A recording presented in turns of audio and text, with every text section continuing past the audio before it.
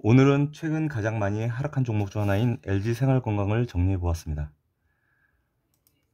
현재 주가는 60만 5천 원이고요. 1년 전 최고가는 178만 4천 원이었습니다. 66.09% 하락했습니다. 당사의 수급 동향을 보면 외국인이 작년 7월 이후 약 153만 주를 순매도한 것으로 보입니다. 주요 공시사항에서도 티로 프라이스 소속 펀드들이 5%를 이하까지 매도한 것으로 알 수 있습니다. 물론 이후 전량 다 매도했는지는 현재 알 수는 없습니다. 외국인 매도의 원인은 전체 시장이 그런 것처럼 유동성 장세의 종료와 미국 금리 인상, 환율 상승 등이 원인일 것이고요. 당사는 실적도 원인이 되었습니다.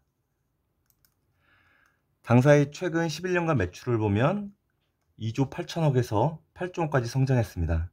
그런데 올해 처음으로 꺾인 모습입니다.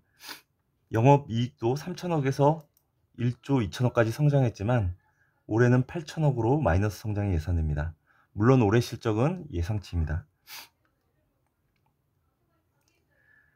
당사 주식은 PER 30배, PBR 5배 이상의 프리미엄을 받아왔기 때문에 이렇게 실적이 꾸준히 성장하다 꺾였기 때문에 주가 하락은 피할 수 없었을 것입니다.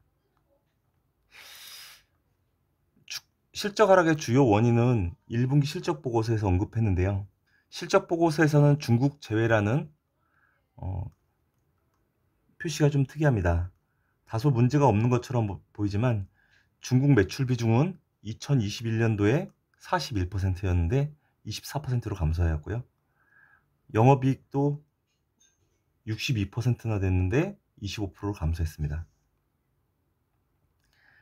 주요 내용은 연초 올림픽을 앞두고 제로 코로나 정책의 영향으로 중국 현지 사업, 그다음 면세점 채널이 영향을 받았다고 합니다. 특히 브랜드 후 같은 럭셔리 화장품 매출이 급감한 걸로 나옵니다. 그리고 현재도 진행 중이라고 언급했습니다. 동시에 대응 전략으로 북미 시장 등 해외 시장 다변화 전략을 언급하고 있는데요.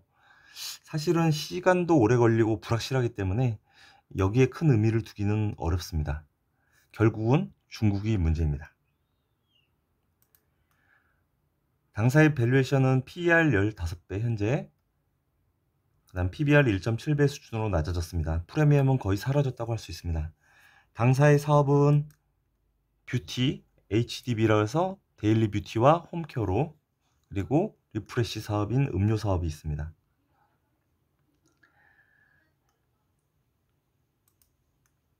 (1분기에) 뷰티 사업에서 매출액 비중이 54%에서 42%로 감소한 것으로 보입니다. 주가 하락의 원인을 요약하면 주가가 66% 하락했지만 아모레퍼시픽도 57% 하락하는 등 당사 개별 기업의 악재는 아닌 것 같습니다. 외국인이 지분 11%가량을 순매도하였는데 특히 실적 악화가 주요 원인이었습니다. 실적 악화는 중국 시장에 대한 비중이 높았고 중국의 제로 코로나 정책의 영향이 컸습니다. 문제는 현재도 진행 중이며 국제 정세도 심각하게 돌아가고 있어서 현재 투자 심리는 더 나빠진 것 같습니다.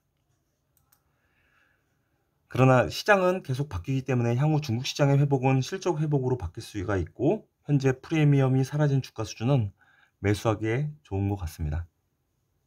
이상입니다.